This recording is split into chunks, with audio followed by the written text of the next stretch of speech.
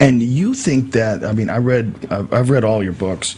I read Supernatural as well, which is one of my more favorite, or more, what I found more fascinating, because you really stepped out on some serious limbs on that one. Yeah.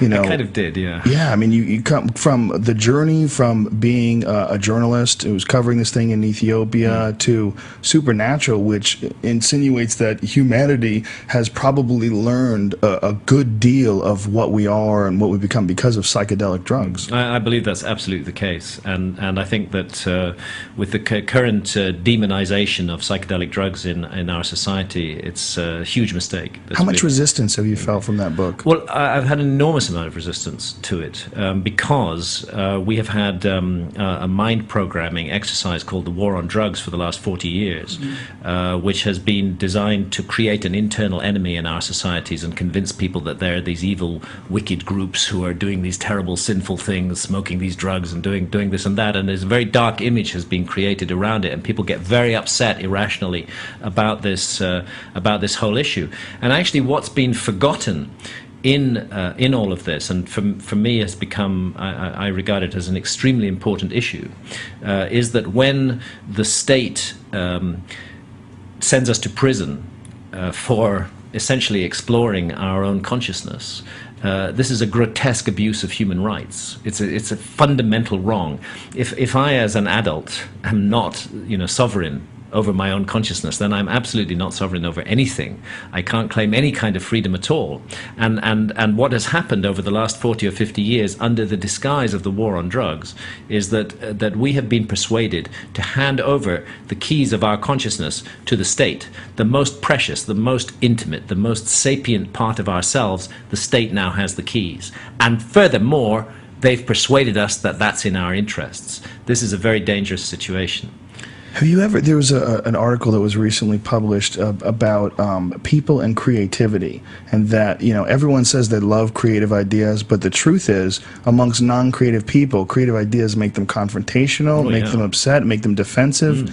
When you start talking about experiences like psychedelic experiences, one of the things that always freaks me out is the people's inability to even consider that there's a difference between a psychedelic experience on drugs and a drug that's going to ruin your life. Yeah, they're not even interested in considering that possibility. There's two different. It's like the same thing. It's like someone resisting. Definitely, and that's the result. Let's remember that programming funded with our money. Our taxpayers' money, there has been 40 years of programming, more than 40 years on this subject, to make us all develop a kind of aversion, a fear, a hatred, the horror of drugs. And it's just fundamentally wrong in so many ways. Look, quite a number of illegal drugs are actually really bad and really dangerous, and they will totally fuck you up in all kinds of ways. But I believe that the sovereignty of the adult over his or her own body and his or her own mind trumps everything else. Sure. And we must have the right to make our mistakes. Yes. We already have laws in our society for punishing bad behavior. If somebody on drugs goes out and gets in somebody else's face and causes them trouble, we already have laws to deal with that. We don't need new laws that control our consciousness and rigidly place it in a prison and actually place us in prison if we explore such an that important point what you just said, that we already have laws to keep you from doing bad things. Yes. It's so important. We don't, yeah.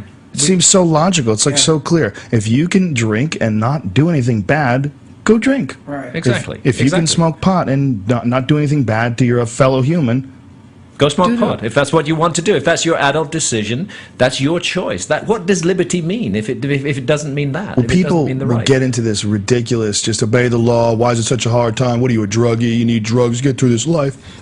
And I always say, this is such an illogical argument, because imagine if we were on an island, we were the only people on the planet, and there was only 4 of us.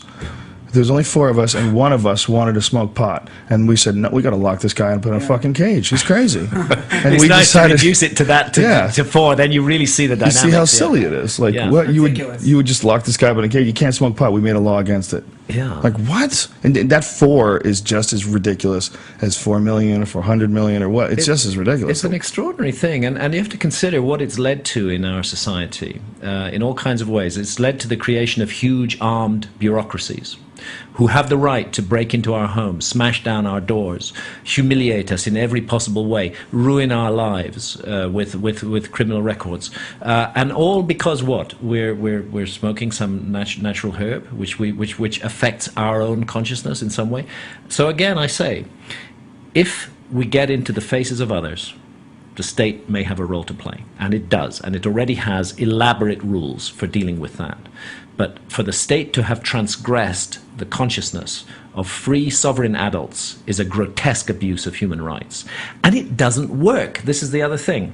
If the state could turn around and say, the war on drugs has worked, we have reduced the consumption of this, that, it's not true. They haven't reduced the consumption of any drugs. The consumption of all illegal drugs has gone up and up and up and up and up. Let's take another drug, tobacco. You never got sent to jail for smoking tobacco. You never got your life ruined or your front door broken down. But some years ago, people cottoned on to the notion that tobacco actually may be making us pretty unwell if we're smoking a lot of tobacco.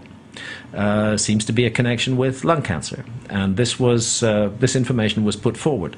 Look what's happened with tobacco in the last 20 years. Millions and millions of adults all over the world presented with that information have taken a personal sovereign decision to stop smoking cigarettes. I took that decision when I was 38 years old. I'm 61 now. I used to smoke 40 cigarettes a day. Wow. And I was a journalist, cigarette hanging out the mouth, typewriter. I was a heavy smoker, but I took the decision. I came to the conclusion this is not good for my body. Stephen King said that it was a neurotransmitter and enhancer that he suffered when he stopped smoking. Well, so many writers. Helped him write. Like when you were a writer, why did you smoke so much as a writer? It helps. Yeah, it does. It definitely did. It definitely did help, as does marijuana. But the fact is that the point that I want to make is that if the state was really interested in helping us. This is how the war on drugs is presented. We're concerned about your health, so we're going to send you to prison. We're concerned about the harm this drug is doing to you, so we're going to send you to prison. What's more harmful, the harm the drug is doing or being sent to prison? It seems to me pretty obvious that the being sent to prison is a much more harmful thing that's being done. If the state was really concerned about harm, then the solution is not to criminalize people for taking drugs. The solution is to present them with very good information which they believe. Part of the problem is that the state has become to be regarded as so corrupt that any message emanating from the state about drugs is not believed anymore, completely disbelieved. So once again, we come to this issue of adult sovereignty over consciousness. And our right also to make mistakes with our own body if we do that. That's what I believe we're here on this earth to learn and to grow and to develop. And we have to have adult responsibility to do that.